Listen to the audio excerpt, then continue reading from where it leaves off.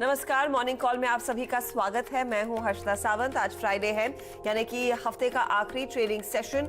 Markets पर तो नजरें रहेंगी ही, लेकिन बाजार इंतजार कर रहा है अगले 2 ट्रांचेस का। जी हां, अब तक 2 ट्रांचेस आ चुके हैं इस पूरे इकोनॉमिक राहत पैकेज के।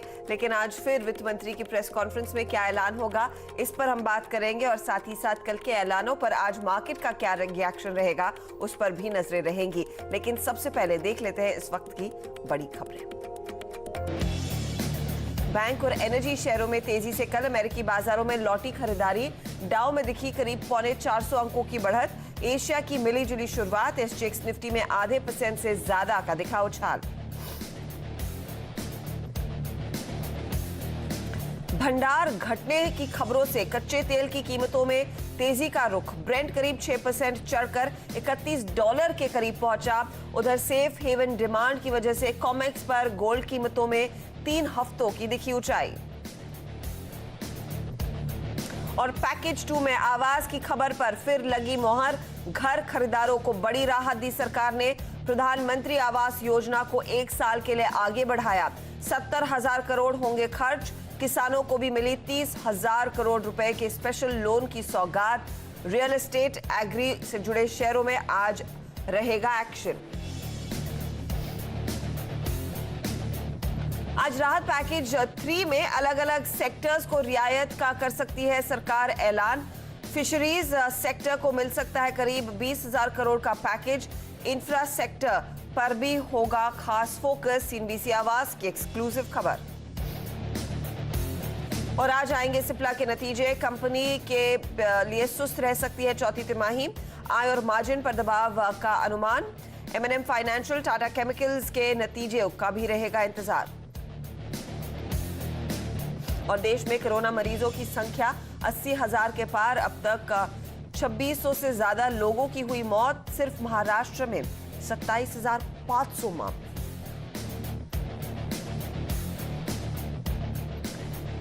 और आज मार्केट में देखिए विदेशी बाजारों के संकेत तो स्क्रीन पर रहेंगे ही, लेकिन साथ ही साथ आपको एक बार फिर बता दें कि सीएनबीसी आवाज की खबर पर कल फिर मोहर लगी है। पैकेज 2 का जो ऐलान हुआ उसमें साफ कहा गया है कि रेंटल हाउसिंग स्कीम की तैयारी सरकार ने कर ली है। मिडिल इनकम होम्स, यानी कि वो लोग जो करीब 6 से 12 लाख तक की आमदनी कमाते हैं, उनके लिए क्रेडिट लिंक्ड स्कीम को 1 और साल का एक्सटेंशन मिला है ताकि वो घर खरीद सके। और साथ ही साथ हमने देखा मजदूरों के लिए एक बड़ा राहत पैकेज आया, श्रमिकों के लिए एक बड़ा राहत पैकेज आया। और किसानों के लिए भी कुछ एक्सटेंशंस मिले हैं लोन के लिहाज से। तो तमाम वो चीज़ें जो हमने आपको पहले बताई थी कि सरकार इन्हीं चीज़ों पर ध्यान देगी और राहत पैकेज 2 में यही देखने को मिलेगा। हूबहू वही सामने निकल कर आया है। कल लक्ष्मण रॉय ने इनफैक्ट डिटेल्स आपके सामने रखे थे। रेंटल हाउसिंग और of course middle income group की बात तो हम 2-3 हफ्तों से ज्यादा से पहले कर रहे हैं। एक बार सुन लेते हैं कि लक्ष्मण ने कैसे आपको क्या क्या चीजें बताई थी और हूबहू कैसे वो दिखाई दिया कल वित्त मंत्री की प्रेस कॉन्फ्रेंस में। और फिर एक अपडेट लेंगे कि यहां से आगे विदेशी बाजारों के संकेत क्या है और आज के ऐलानों में क्या कुछ निकल कर आ सकता है।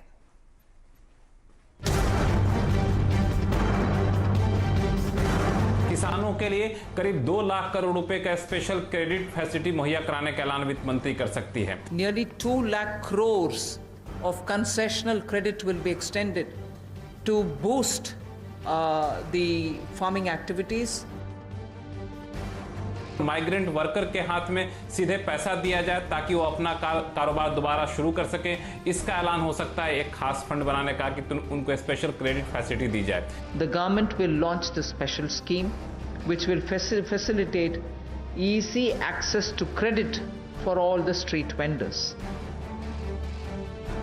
देखिए, यहाँ जो मुझे जानकारी मिली है उसके मुताबिक जो मिडिल इनकम ग्रुप के लोग हैं वो अगर घर खरीदेंगे तो होम लोन पर सरकार सब्सिडी देगी। सरकार उस स्कीम को अगले 1 या 2 साल के लिए और ज्यादा बढ़ा सकती है। This scheme, which is credit linked subsidy scheme, is being extended up to March 2021.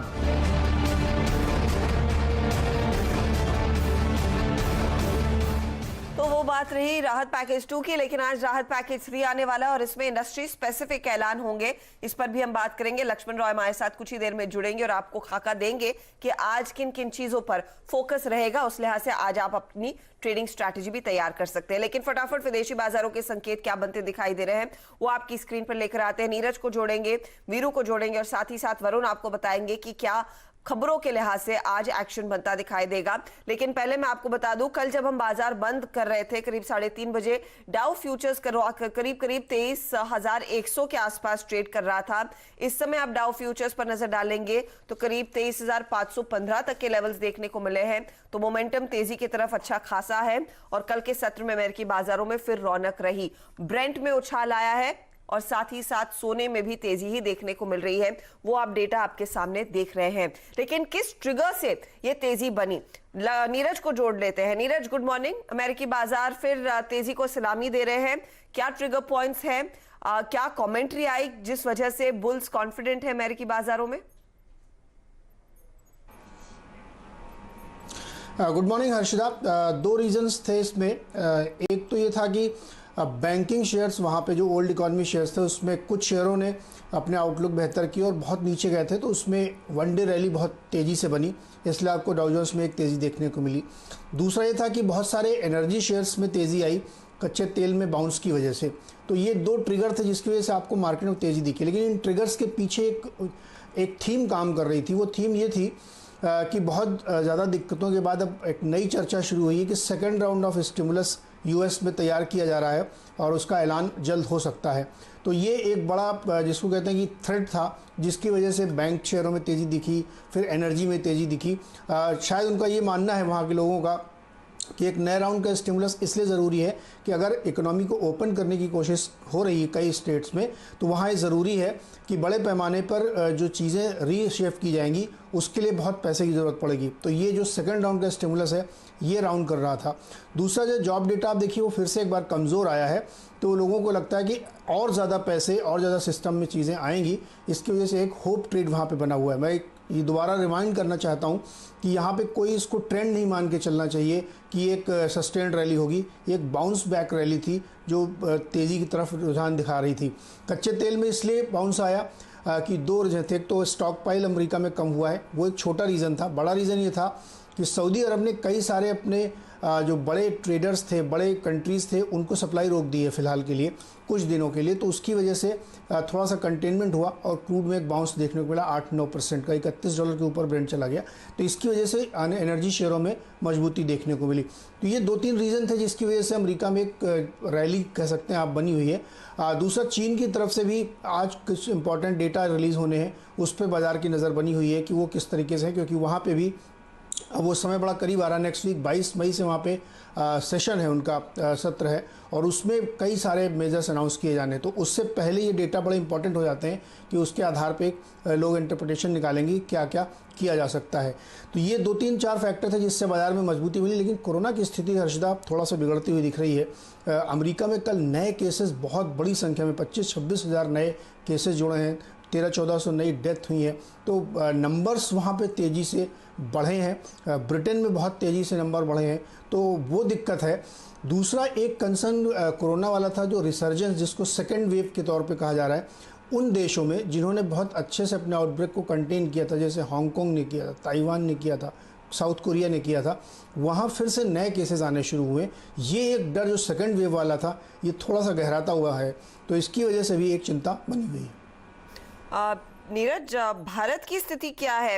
यहाँ पर भी मैं देख रही हूँ करीब 82,000 आंकड़े आ चुके हैं केसेस के, और कुछ एक अखबारों में यही स्थिति है कि थोड़े और केसेस में इजाफा तो चाइना को हम ओवरटेक करेंगे। क्या वाकई में इतनी खराब स्थिति हो गई है? देखिए, जो रफ्तार है बढ़ने की वो काफ़ी ज़्यादा है। हमारा जो कर्व है वो फ्लैट होता हुआ दिख नहीं रहा है, और चाहे नए केसेस का हो या दूसरे एक्टिव केसेस का हो। नंबर बढ़ रहे हैं, हालांकि अभी काफ़ी दूर हैं हम लोग, लेकिन फ़िलहाल ये कह सकता हूँ मैं कि कल अगर आप देखें तो बहुत ज़्यादा, करीब 3,500 केसेस नए आए हैं और हम 82,000 के बिल्कुल क्लोज पहुँच गए हैं। जो यूजुअल सस्पेक्ट है महाराष्ट्र, उसमें बहुत ज़्यादा हैं। कल 1600 नए केसेस जुड़े हैं महाराष्ट्र में और यहाँ का नंबर 27,500 को पार कर गया है। और उसमें भी मुंबई जो है, जहाँ हम आप रहते हैं, वो शहर सबसे ज़्यादा प्रभावित है और उस शहर में 1000 केस कल जुड़े हैं यहाँ पे, और 16,738 केस अकेले मुंबई में है। तो ये एक चिंता की बात आप कह सकते हैं। हालांकि एक चीज़ यहाँ पे भारत के बारे में ये कहना चाहूँगा कि जो बहुत नोन हमारे एरियाज़ हैं, जैसे मुंबई हुआ, दिल्ली हुआ, तमिलनाडु हुआ, वहीं पे सबसे ज़्यादा केसेस आउटब्रेक होते हुए दिख रहे हैं। कोई नया हॉटस्पॉट नहीं क्रिएट हो रहा है। तो ये आप कह सकते हैं थोड़ी राहत की बात है, या आपके दायरे में है कि आप उसको जानते हैं कि यहीं से सबसे ज़्यादा केसेस आ रहे हैं। लेकिन चिंता की बात ये है कि नंबर रुक नहीं रहे हैं, ये बहुत तेज़ी से बढ़ रहे हैं। और ये जो आपने कहा कि जो हॉटस्पॉट्स हैं वो वैसे के वैसे हैं, वहां पर आंकड़े बढ़ते दिखाई दे रहे हैं, दूसरे हॉटस्पॉट्स नहीं क्रिएट किए गए हैं, वो एक अच्छी चीज है। तो मुझे लग रहा है ये जो लॉकडाउन 4 आने वाला है, ये कॉन्सेंट्रेट करेगा इन्हीं हॉटस्पॉट वाले सेंटर्स पर, और शायद दूसरे इलाके जहां पर केसेस की संख्या बढ़ नहीं रही है, जहां पर बिल्कुल केसेस नहीं आए हैं पिछले कई दिनों में, वहां पर मेरे ख्याल में कुछ राहत बनती हुई दिखाई देगी। और होपफुली इस वीकेंड तक वो लॉकडाउन 4 के भी डिटेल्स आपके सामने आएंगे। आपको याद होगा प्रधानमंत्री नरेंद्र मोदी ने अपना जो भाषण दिया था मिड वीक, उसमें यही कहा था कि देखिए 17 तारीख से पहले आपको बता दिया जाएगा कि लॉकडाउन 4 की रूपरेखा कैसी रहेगी।